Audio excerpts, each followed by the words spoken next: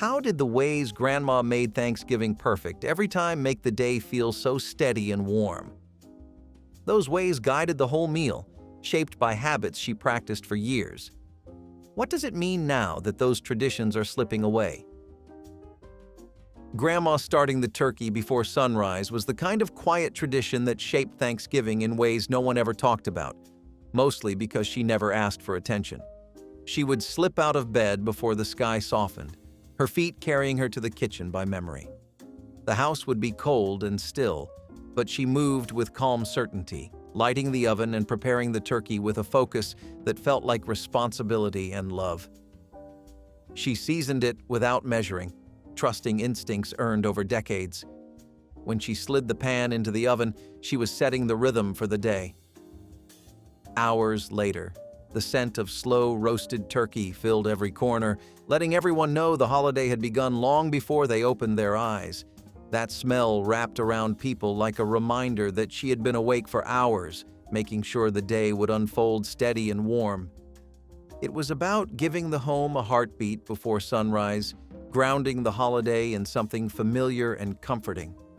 No matter how much life changed, the turkey always started early, because that was her way of making Thanksgiving perfect every single time.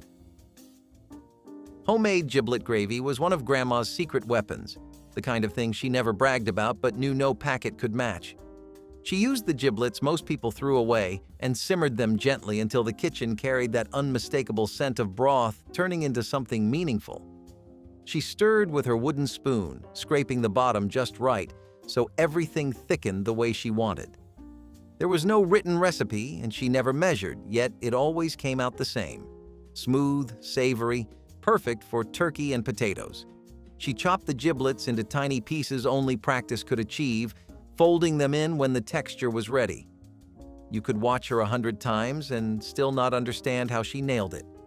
Maybe it was instinct, maybe patience, maybe love disguised as technique. Whatever it was, that first silky ladle of gravy meant Thanksgiving had reached a new level. It carried decades of holidays in its flavor and tied the whole plate together quietly and consistently, the same way she tied the whole day together, making Thanksgiving perfect in a way only she could.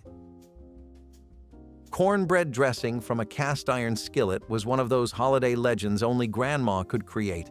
Simple on the surface, but deep in a way modern shortcuts never touch. She baked the cornbread days before Thanksgiving, letting it dry just enough to crumble correctly. When she broke it apart, her hands moved with expertise, turning golden squares into crumbs without reducing them to dust. She mixed in celery, onions, sage, and broth by instinct, adding a little more until it smelled exactly like the holidays. Then she reached for her old cast-iron skillet, darkened from years of seasoning. She pressed the mixture in and baked it until the edges crisped just right, giving that perfect mix of tender center and crunchy borders everyone fought over. When she set it on the table, the aroma felt like memory itself, something warm and grounding. No boxed mix could ever mimic that texture or that feeling. It was a reminder of her patience, her care, and the way she made Thanksgiving feel like home. It was one more way she made the day perfect every single time. Real mashed potatoes whipped by hand were one of Grandma's quiet masterpieces, the kind of dish that showed her belief in doing things the slow, steady, proper way even when easier options existed. She peeled the potatoes completely, removing every last strip of skin with practiced strokes because she believed the texture had to be smooth enough to melt without resistance.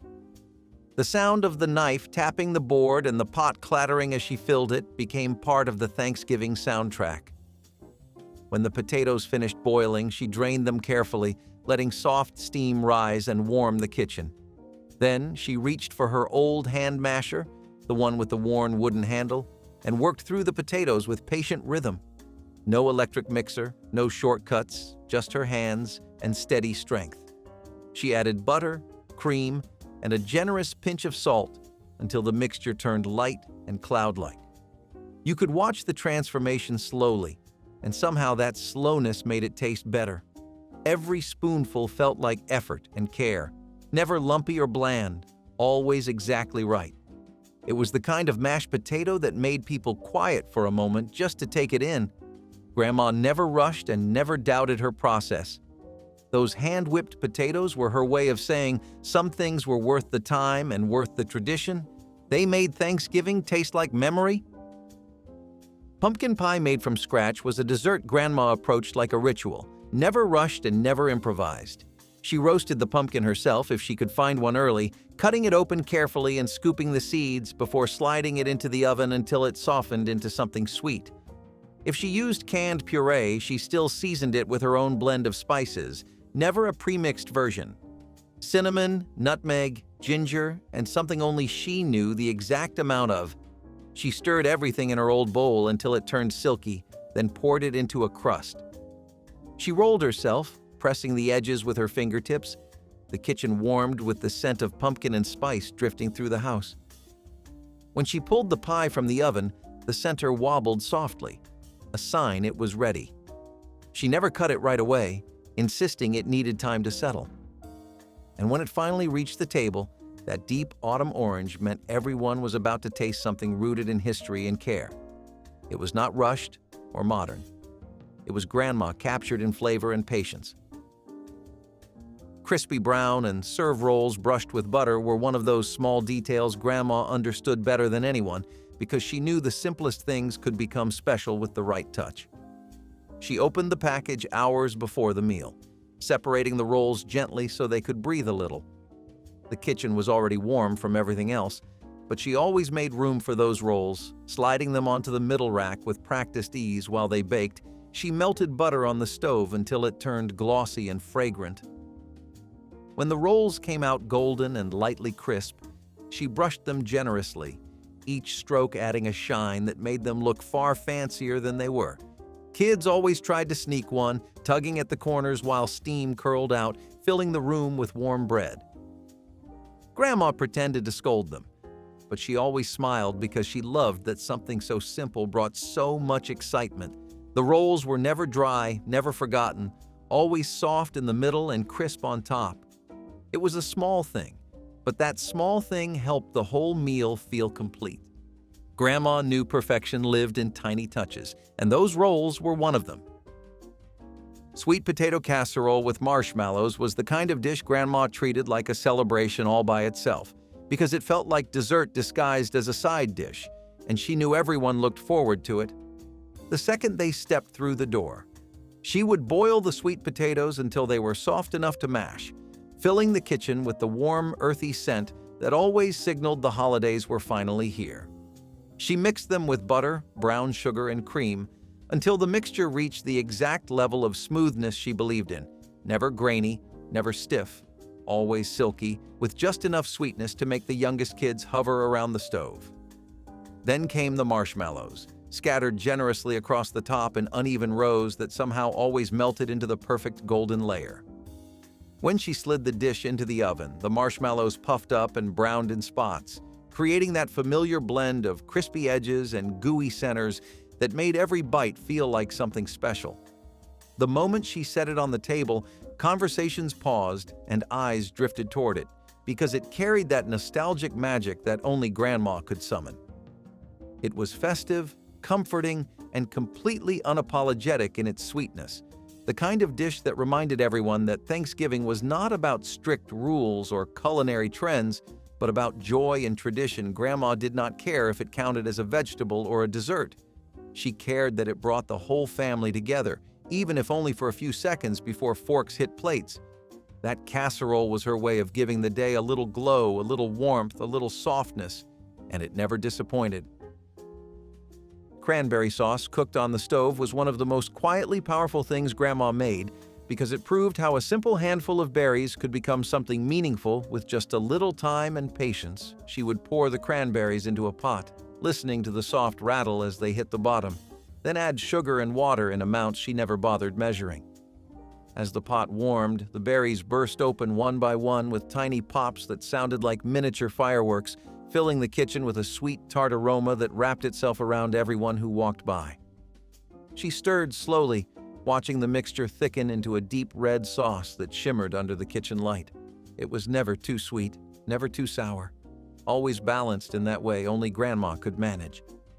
Even when there was a canned version sitting in the pantry, she insisted on making it from scratch because she believed some parts of Thanksgiving needed a human touch to matter. When she spooned it into the serving bowl, it looked like a jewel next to everything else on the table, bright and festive without trying too hard. Kids who swore they hated cranberries would sneak tastes, discovering that Grandma's version was nothing like the canned jelly they had seen elsewhere. It paired perfectly with turkey, dressing, and rolls, bringing all the flavors into harmony. That simple pot of berries showed how Grandma turned even the smallest tasks into something beautiful, making Thanksgiving perfect not with extravagance, but with intention. Setting the table the night before was one of Grandma's most important rituals, something she did not out of necessity but as a way to build anticipation for the holiday. While everyone else was relaxing or half watching the evening news, she would pull out the special tablecloth that only saw the light of day during Thanksgiving and maybe Christmas. She smoothed it across the table with both hands, pressing out the wrinkles like someone handling something precious. Then she brought out the good plates, the ones with the tiny floral borders or gold rims that were never used for everyday meals. Each plate was placed carefully, every fork and knife aligned with quiet precision. She set out glasses, folded napkins just right, and sometimes added little touches like candles or a small centerpiece she had made earlier in the week. The room always looked softer when she finished, as if it were holding its breath for what was coming. When the rest of the family walked by and saw it, they could feel the holiday already taking shape. It made the house feel different, warmer, almost ceremonial. It reminded everyone that Thanksgiving was not just a meal but a moment in time meant to be honored. Grandma believed presentation mattered, not for show, but because it made people feel valued. By the time morning arrived, the table was waiting, beautiful and ready, and it made the whole day feel anchored in something calm and familiar. Saving turkey drippings for everything was one of those old-fashioned habits Grandma refused to give up, and the truth was that every dish on the table tasted better because of it. After the turkey finished roasting and she transferred it to the carving board, she would tilt the pan and pour every last bit of liquid gold into a jar or small bowl, letting the fat rise to the top. She knew exactly how to use it, spooning the fat into her cast-iron skillet to flavor vegetables, potatoes, or stuffing with that unmistakable richness that no bottled seasoning could ever imitate. The darker juices beneath the fat became the base for her gravy, deepening the flavor in ways only slow-roasted drippings could. She used them to moisten leftover turkey the next day, keeping it tender and soft instead of letting it dry out. She even saved some for future meals, adding a teaspoon here and there to soups or casseroles in the weeks that followed, stretching the flavor of Thanksgiving long after the holiday ended. No part of that turkey went to waste, not while Grandma was in charge. The drippings were her secret ingredient, the hidden thread that tied every dish together. It was one more sign of her resourcefulness, her skill, and her belief that good food should never be thrown away. Using those drippings was not just practical. It was tradition, memory, and pride simmered into every bite. It was one of the many reasons her Thanksgiving tasted perfect every single year. Celery and carrot sticks in a crystal dish might seem like the simplest thing in the world, but when Grandma set them out on Thanksgiving morning, they felt like an announcement that the day had officially begun. She always used the same dish, a heavy, clear crystal bowl that caught the light in a way plastic never could. She would wash and trim the celery until it was pale and crisp, snapping cleanly under her knife. The carrots she peeled with slow, steady strokes, revealing that bright orange color that looked almost too cheerful for such a cold season. She arranged them neatly in the dish, never in a messy pile, always standing or fanned out like they were more important than they appeared. These were not just vegetables. They were the first thing hungry kids grabbed when they wandered into the kitchen, asking when dinner would be ready, and Grandma knew it. She knew the vegetables kept the crowd from eating all the rolls before the meal even started, and she always smiled when she saw small hands reaching for them. The crystal dish sat on the counter like a reminder that traditions did not need to be big to matter. It was one of those tiny details people did not think about until it stopped appearing in later years. But during Grandma's time, it always had its place, shining under the kitchen light, holding a simple snack that somehow carried more nostalgia than any fancy appetizer could ever hope to. It was her way of saying Thanksgiving had officially begun. Keeping the oven full all morning was one of Grandma's personal superpowers, a quiet display of coordination that could have impressed a professional chef without her ever claiming it as a skill. Long before the turkey was done, she was rotating casseroles, sliding in pies, warming rolls, and heating side dishes with a smooth confidence that made the entire kitchen feel like it ran on an invisible schedule. She knew exactly how long everything needed, exactly where each dish should go in the oven, and exactly when to switch things around so nothing burned or dried out. She never needed timers. She never needed reminders. She would tap the oven door, glance at the window, and somehow know the next step before anyone else even realized something was in there. And the oven never sat empty, not once, not for a single minute. The heat poured out every time she opened the door, warming the entire kitchen, fogging the windows and making the holiday feel like it had its own weather. Adults stayed out of her way, and kids watched like she was performing magic. It all looked effortless, but everyone knew it was not. The oven was the engine of Thanksgiving, and Grandma was the one who made sure it never slowed. By the time the meal was ready, every dish had been warmed, baked, toasted, or browned in exactly the right order. And even though she never said it out loud, everyone knew this orchestration was one of the reasons Thanksgiving tasted the way it did: perfect. Predictable? Comforting. Just the way Grandma always intended. Letting kids help with simple tasks was one of the sweetest parts of Thanksgiving at Grandma's house, even though half the time the jobs she gave them were more symbolic than necessary. She understood something everyone else forgot. Children needed to feel like they were part of the day. So she handed out tiny responsibilities with a smile, knowing they would remember them long after the holiday was over. One child stirred batter slowly with both hands wrapped around the spoon. Another placed napkins on the table, each one crooked in a different direction, but she never corrected them. Someone else carried rolls to the counter or sprinkled a pinch of salt when she said the word. These were not real cooking duties, not in the strict sense, but they were real in every way that mattered. Kids stood a little taller, proud of their work, glowing when Grandma said thank you, as if the entire meal hinged on their effort. And in a way, it did. Their excitement filled the house and softened the stress that tends to cling to holiday preparations. Grandma knew that perfect Thanksgiving meals were not just built from food, but from memories made along the way. She poured patience into every task she gave them, teaching them without lecturing, including them without hesitation. Years later, those same grown kids would remember stirring batter or folding napkins far more vividly than any dish on the table, and that was exactly her point. The food mattered, of course, but the feeling mattered more. Helping Grandma meant belonging, and belonging meant Thanksgiving was perfect. Using the good china without fear was one of those elegant traditions only Grandma could balance between formality and warmth. All year, the china stayed tucked behind a glass cabinet door, resting on velvet like fragile treasures. But on Thanksgiving, she opened that cabinet with confidence, believing special things were meant to be used. Each plate glowed under the dining room light, and she handled them with an ease that made everyone else relax. She never hovered or worried. To her, using the good china was a way of honoring family, making the day feel worthy of beauty. She laid each plate on fresh linens and paired them with polished silver, letting even the kids help carefully because she wanted them to learn the joy of holding something precious. Holidays, she believed, were for sharing, not protecting. And somehow, despite their age, the plates rarely chipped. That ritual made the meal feel grown up and timeless, something people remembered long after the food was gone. Eating from those plates felt like stepping into tradition. Serving ambrosia salad as a fancy side was one of the little ways Grandma added sparkle to Thanksgiving, even when the ingredients were simple.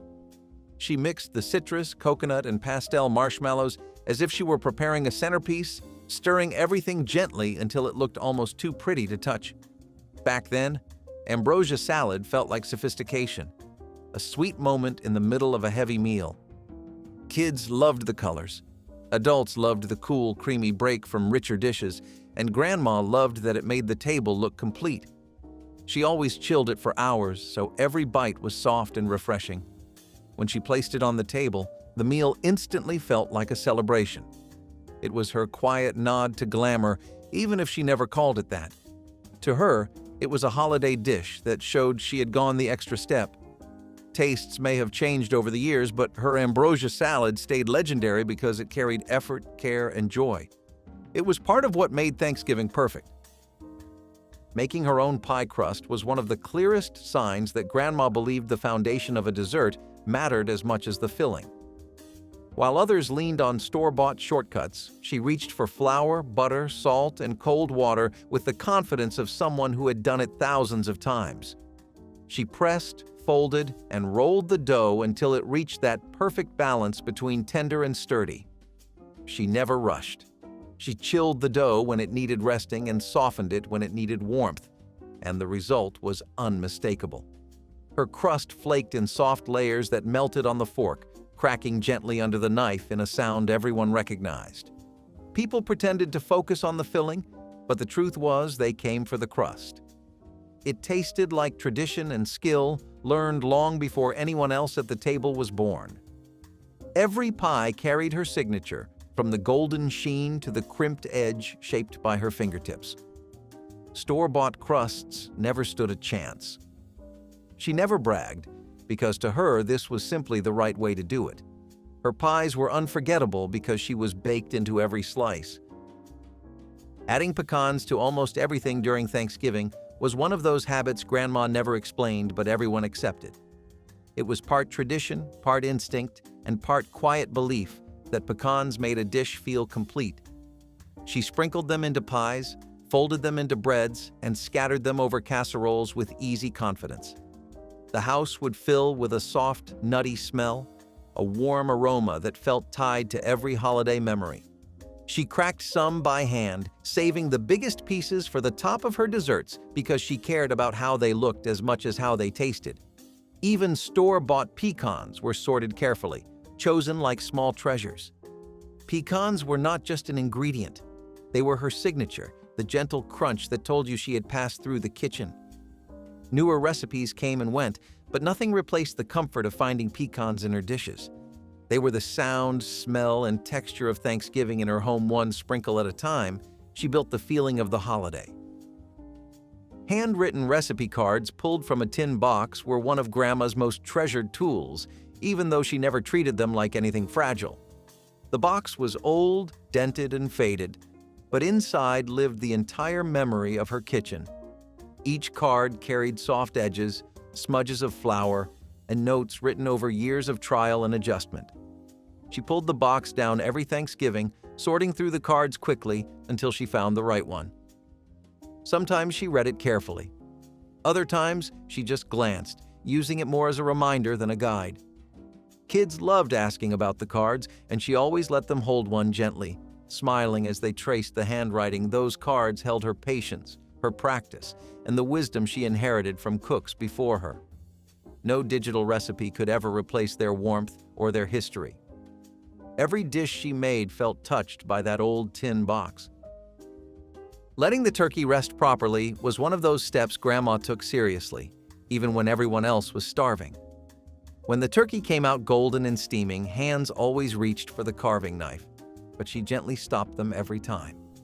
She covered the bird loosely and let it sit so the juices could settle back into the meat. She never rushed this part.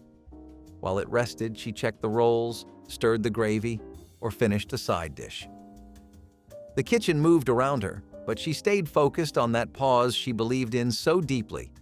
And when she finally carved the turkey, the slices came out tender and juicy, proving her point without a word.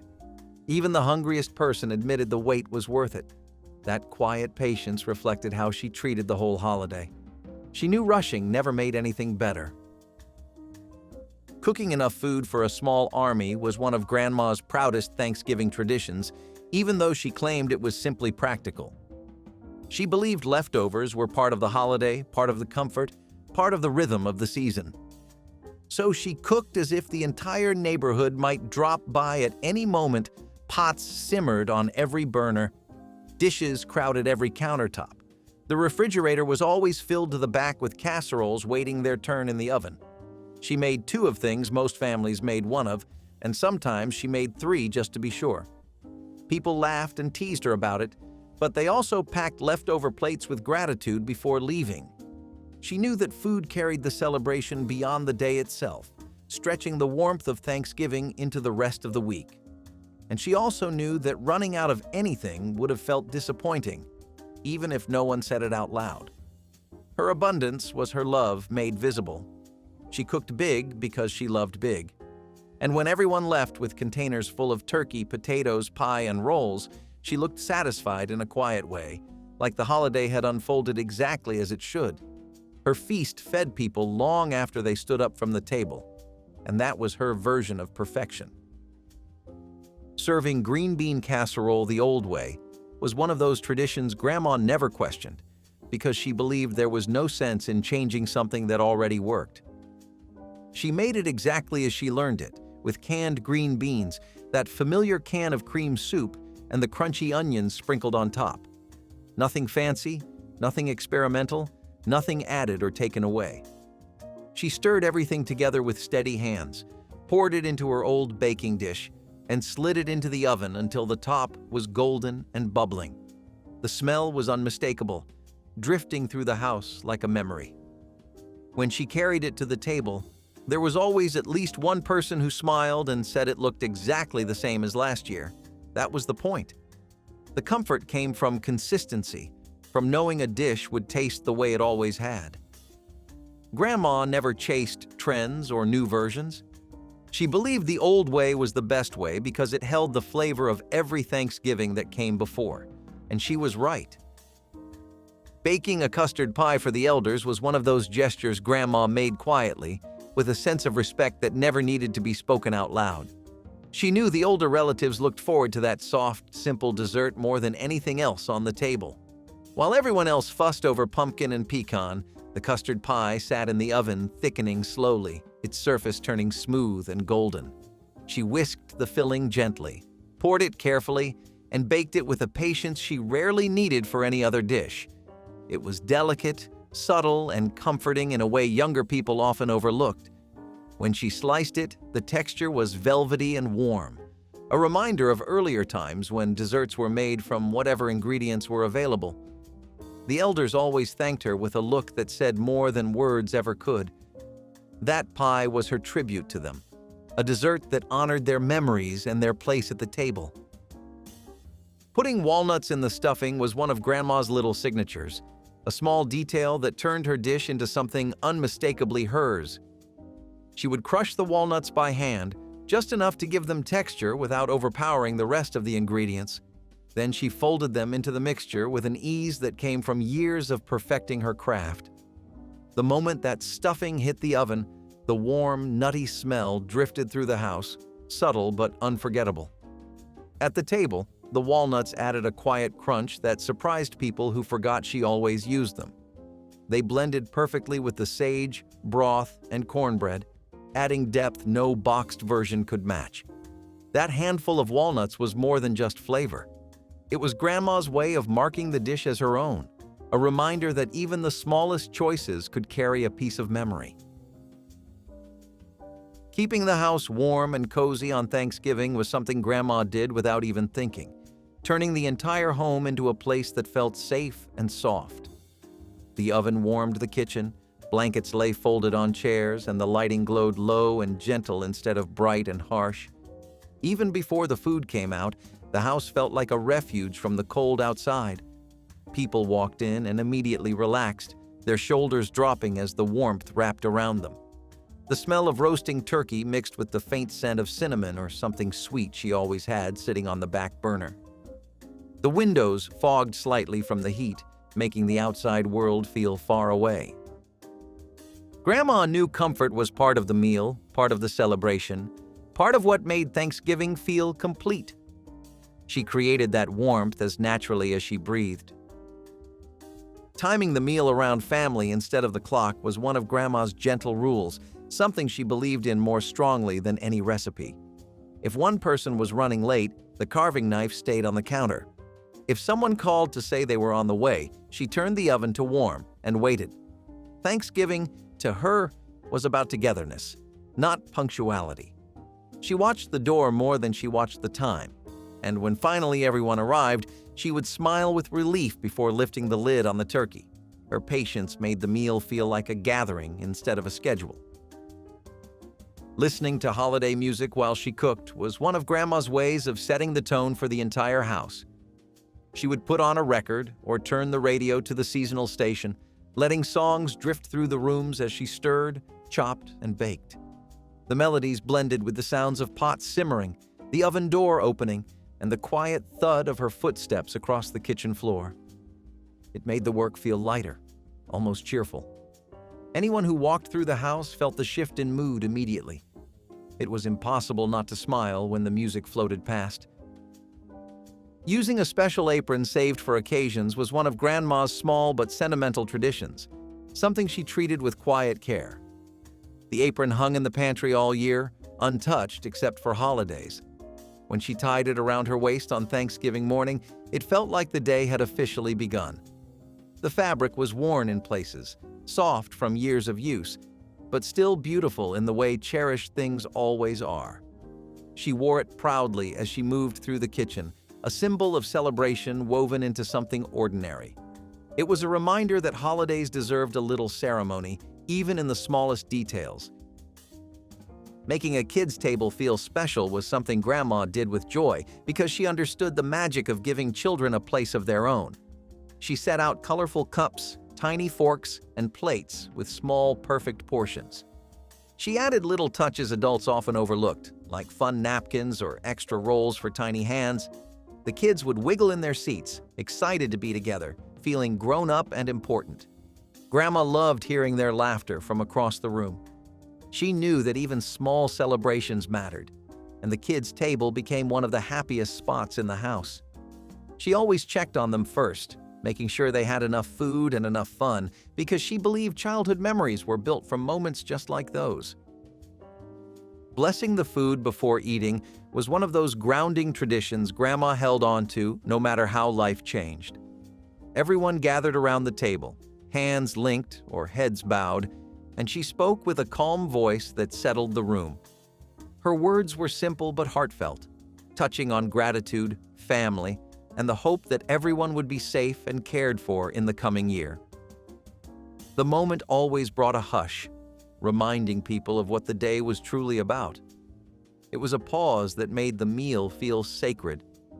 And even the youngest family members sensed its importance, watching her with quiet attention, understanding that this was the heartbeat of the holiday.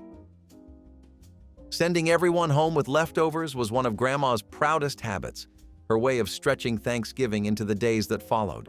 She packed plates carefully, layering turkey, potatoes, stuffing, and slices of pie with the precision of someone who had done it 1,000 times. She wrapped everything tightly and labeled nothing, trusting people would remember whose plate was whose. The joy on faces as they carried those packages out the door made her smile every time leftovers were her final gift of the holiday. She loved knowing that long after the table was cleared, her cooking would still comfort the people she cared for, warming their homes the way she always warmed their hearts. Candied carrots with orange glaze were the sunshine of the Thanksgiving table, a dish that glowed as brightly as the spirit of the day itself. Slender carrots, peeled and sliced, were simmered gently with butter, brown sugar, and a splash of orange juice until tender and glossy. As the syrup reduced, it coated every piece in a golden sheen, the fragrance of citrus and caramel drifting through the kitchen.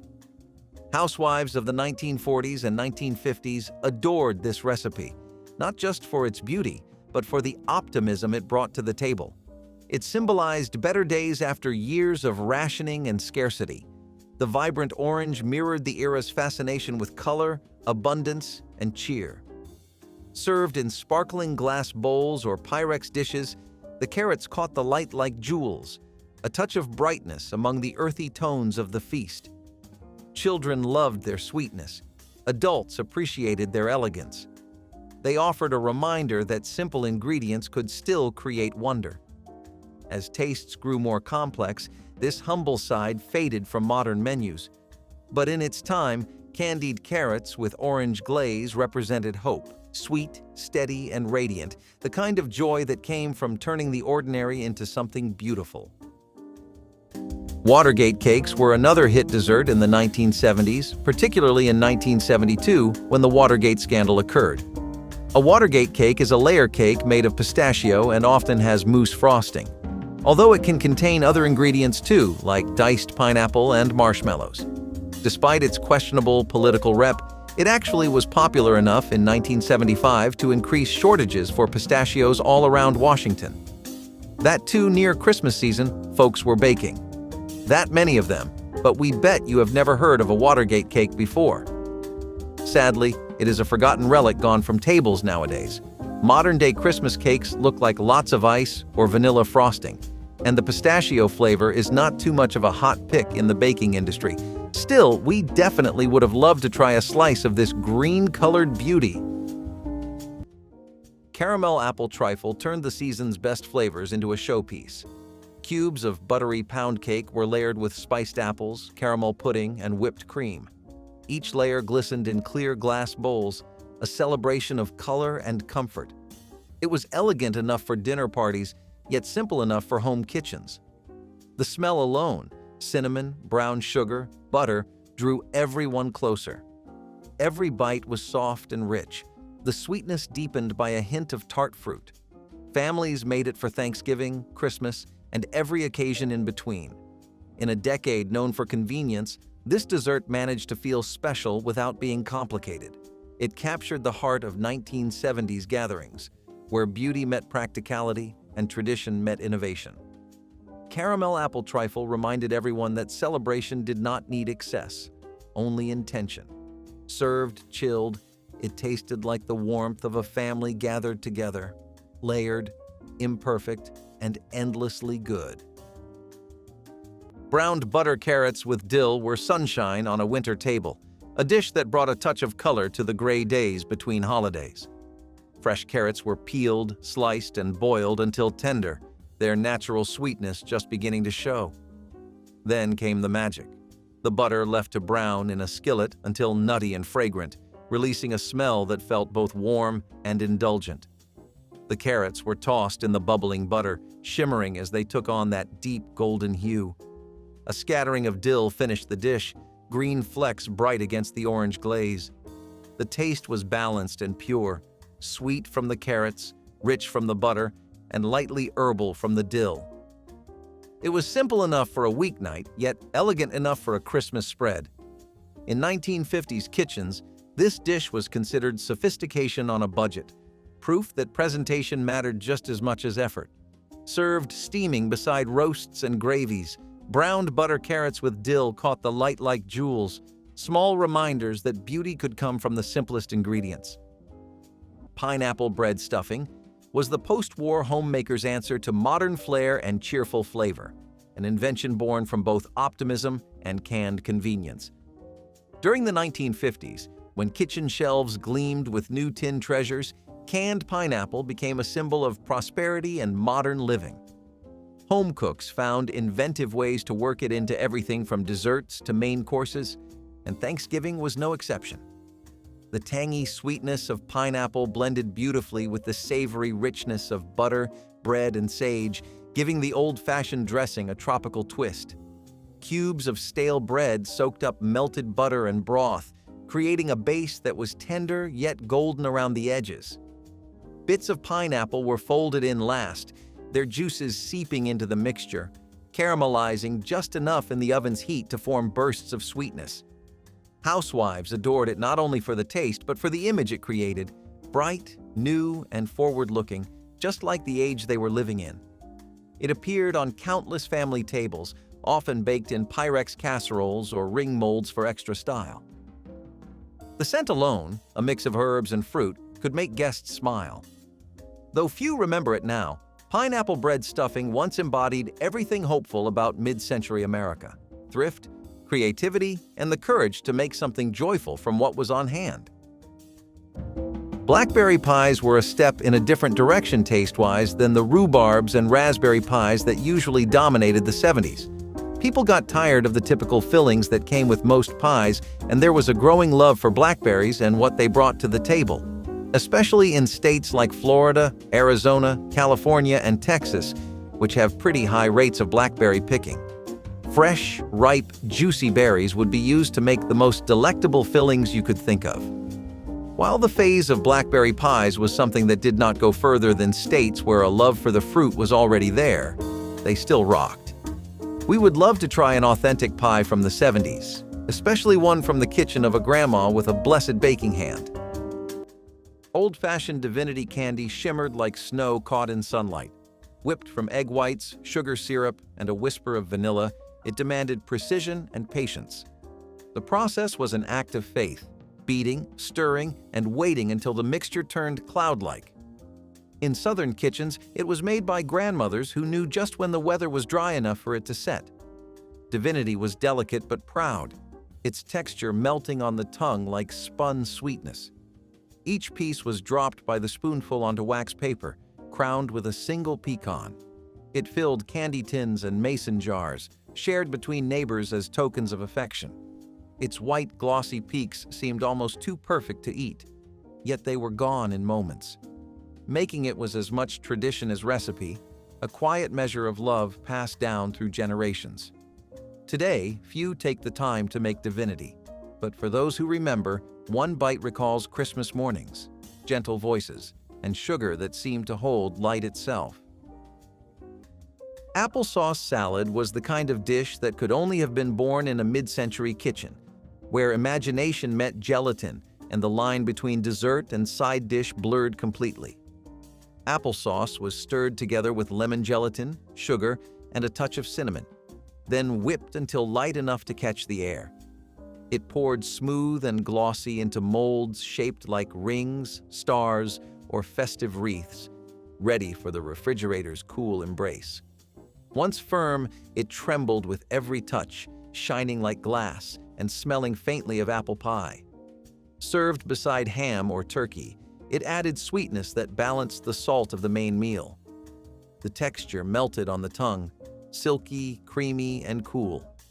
It looked like fun on a plate, the kind of food that made children grin and guests raise an eyebrow.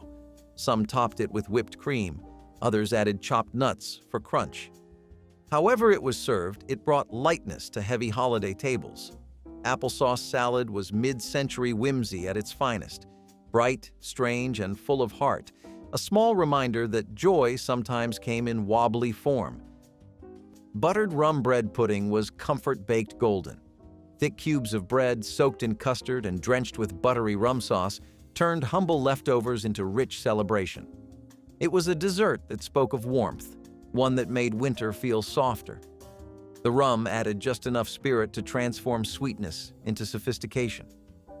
It baked slowly, the edges crisping while the center stayed tender and fragrant. Steam rose as the sauce was poured over the top, glossy, amber, and irresistible. Every bite balanced decadence and thrift, reminding eaters that old bread could still make magic. Families made it after holidays, turning remnants into something worthy of the main event. It was often served warm, a scoop of melting cream on top making it heavenly. Buttered rum bread pudding was a bridge between comfort and luxury, the perfect embodiment of home kitchens in the 1970s. It was food that asked for no decoration, just quiet appreciation. The last bite lingered, heavy with sweetness and light with memory. Mocha whip cakes were more so the next hot thing in 1978 and started out as a niche trend particular in French-American restaurants.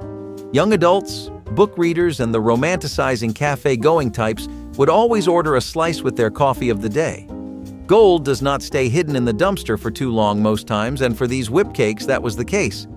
Mocha whip cakes went mainstream when more magazines began featuring them in the breakfast sections as chic and classy breakfast for the modern working adult.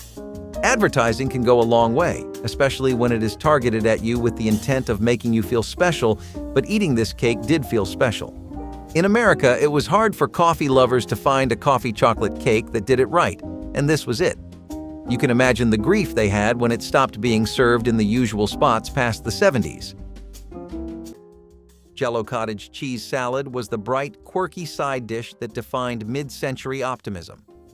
Lime gelatin mixed with cottage cheese, crushed pineapple, and sometimes walnuts or celery.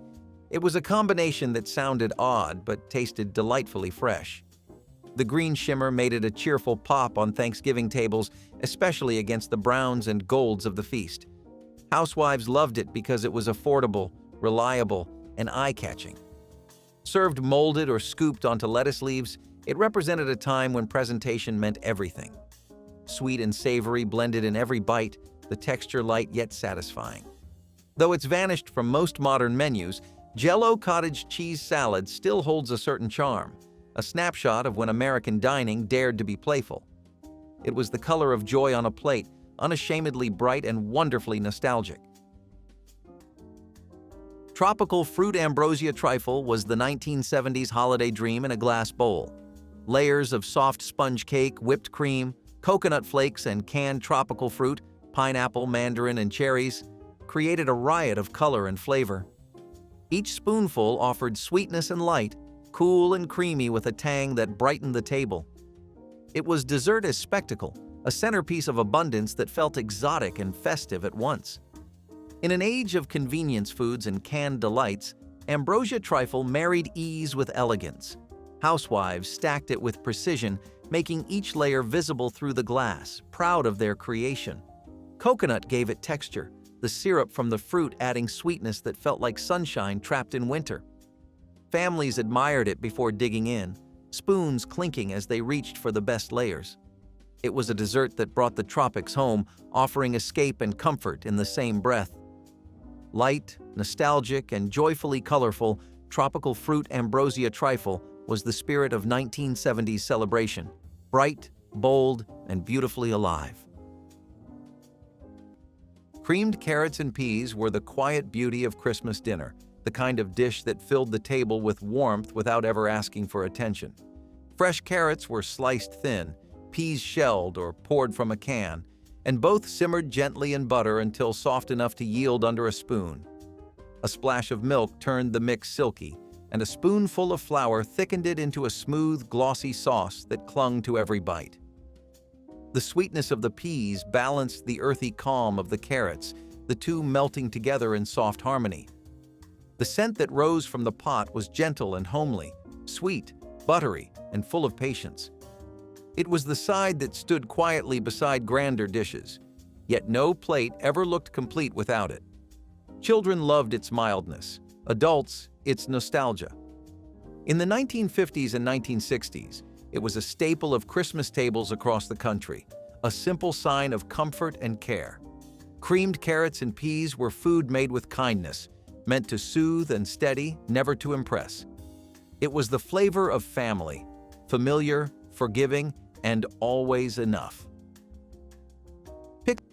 Tomato aspic was Thanksgiving's strangest star, a savory gelatin molded with tomato juice, onions, and celery. Served chilled and sliced, it was both salad and side, a holdover from when gelatin meant sophistication. Its tangy flavor paired surprisingly well with turkey and dressing, offering brightness amid the richness. Guests either loved it or politely pushed it aside, but it always sparked conversation. In the 1950s, it symbolized elegance, something daring for the dinner table. Housewives followed recipes clipped from magazines, proud of its quivering perfection. Today, it's more curiosity than cuisine, but once it was a badge of culinary ambition. Tomato aspic was a dish of confidence, bold, unusual, and unapologetically of its time. Green tomato pies might take your taste buds for a spin, since you might have rarely heard of or tried this pie. In reality, though, when made with summertime spices like cloves and cinnamon, they would take on a very fruity taste similar to apples or rhubarbs. In the 70s, green tomato pies were such a chic and in choice as far as your evening dessert plans went. Combined with their apple-like notes, they were called the apple pies of the summer in that decade. The 1970s had a whole spectrum of food, from experimentative train wrecks to simple knockouts. Green tomato pies were somewhere in the middle and did find a fan base, but not one strong enough to last into the new age of today.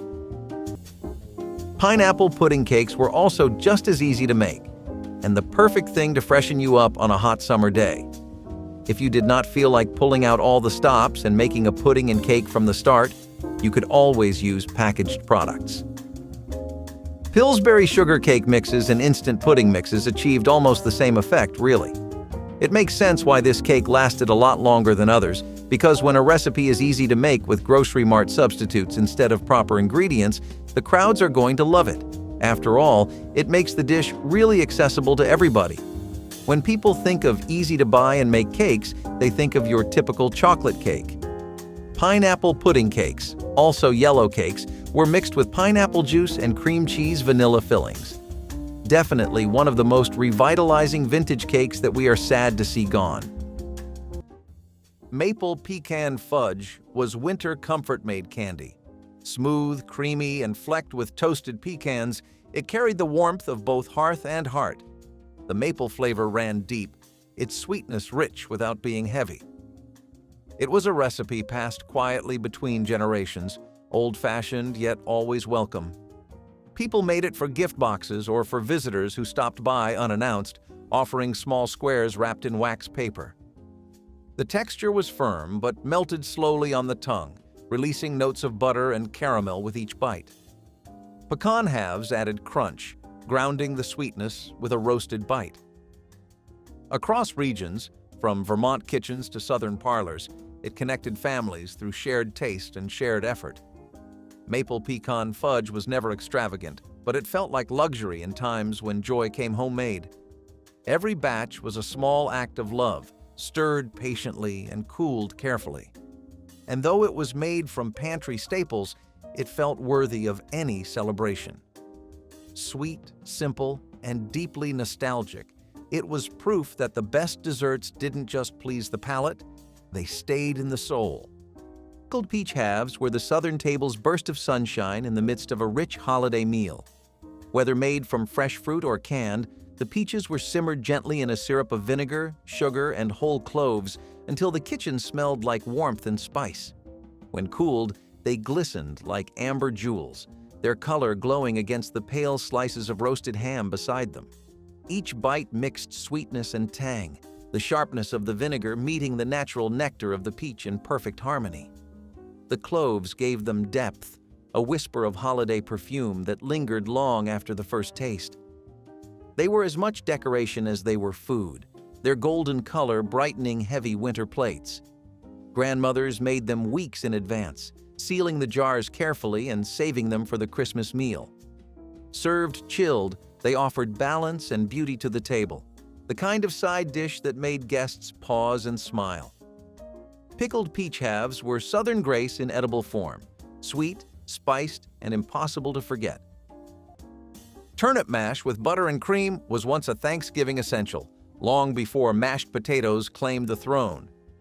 Farmers grew turnips easily, and they stored well through the winter, making them dependable when other crops failed. Peeled, boiled, and whipped with butter and cream, the mash was earthy and smooth with a gentle sweetness. Its scent filled the kitchen, a mix of soil and warmth, of work and reward. Families in the Northeast and Midwest considered it a mark of a proper feast. It was simple, but satisfying, the kind of dish that reminded everyone of the farm and the land that sustained them. When potatoes became more popular and affordable, turnips faded from the plate, yet their humble heartiness lingers in memory. Turnip mash with butter and cream was food of gratitude, plain, honest, and nourishing to the last bite. Before we leave the South, let's talk about fried pies, which sort of blur the line between a fried pocket and a pie.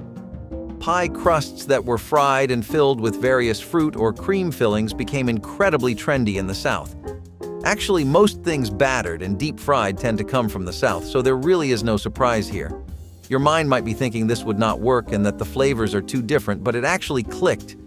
Folks from outside those parts of the USA also would pick these turnover-like pastries, enjoying the harmony of fruits and fried dough. Fried pies gave people a similar feeling to eating a chocolate donut, since sometimes they would be filled with chocolate. Currently, it is just a forgotten Southern legend, sadly since America moved on to healthier pies. Holiday gingerbread trifle turned a colonial classic into 1970s decadence. Cubes of soft gingerbread layered with lemon curd and whipped cream created a dessert both old-fashioned and new. The spiced cake soaked up the citrus tang, each bite a mix of warmth and brightness. Served in tall glass bowls, it was a visual feast, golden, white, and amber layers gleaming like stained glass. Every spoonful carried the comfort of tradition with a playful twist of modern flavor. Families made it when they wanted something festive but fuss-free. Lemon kept the richness light, while whipped cream made it luxurious. It was the perfect ending to a heavy meal, airy but satisfying. The beauty of the dish lay in how it connected generations. Grandmothers recognized the spice, daughters admired the flair, and children simply wanted seconds. Some added crushed ginger snaps for crunch, others folded in candied orange peel for brightness, making every version personal yet familiar. It reflected the 70s spirit of reinvention, where creativity met comfort without pretense. The trifle bowl itself often became part of the family's tradition, brought out year after year, polished and proud. In every bite lived the heart of the 70s kitchen, inventive, resourceful, and joyfully proud of its own flavor. Stuffed tomatoes with rice and herbs were the edible ornaments of Christmas platters, gleaming red against the muted tones of meat and gravy. The tomatoes were hollowed carefully, their insides saved for sauce or soup, then filled with a mixture of rice, onions, parsley, and olive oil. Some home cooks baked them until tender, their skins wrinkling into soft folds. Others chilled them, serving them cool and glossy for contrast against hot dishes. The scent that filled the kitchen was bright and green, herbs mingling with the natural sweetness of cooked tomato. Each bite was a burst of freshness amid the heaviness of the season, a balance between comfort and clarity. In the 1960s, when presentation ruled the table, these were a showpiece dish, their colors as joyful as their flavor. A tray of stuffed tomatoes looked like celebration itself, simple, honest, and full of charm. They were the taste of effort made visible, a small, colorful rebellion against the gray of winter plates. Stuffed tomatoes with rice and herbs reminded families that beauty and nourishment often came from the same humble kitchen. Ginger ale. Glazed ham shimmered like a holiday jewel.